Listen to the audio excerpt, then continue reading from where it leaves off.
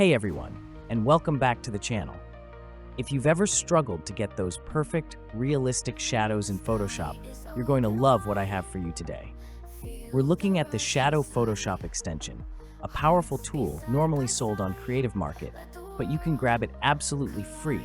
Now, just to be clear, this is a paid extension by the original author, and you can support them by purchasing it directly from Creative Market. However, for those looking to try it out or on a budget, it's currently available for free download on free PSDs. Remember that downloading from third-party sites carries potential risks. Once you've downloaded it from free PSDs, you'll need to install it like any other Photoshop extension. Now let's take a look at the interface. You'll see controls for shadow angle, distance, blur, opacity, and color. Alright, let's put this extension to the test. I have this image here, and I want to add a realistic shadow to it. With the object layer selected, I'll open the shadow extension.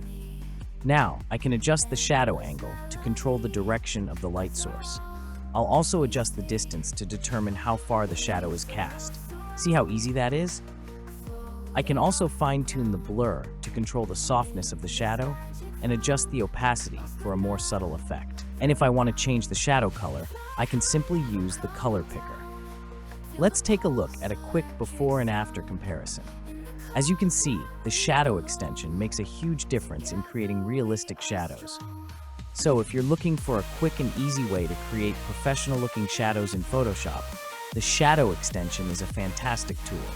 Remember, you can find it for free on free PSDs. Support the original author by purchasing the extension on Creative Market if you find it valuable. If you found this video helpful, please give it a thumbs up and subscribe to the channel for more Photoshop tutorials. And don't forget to leave a comment below and let me know what you think of the shadow extension. Thanks for watching.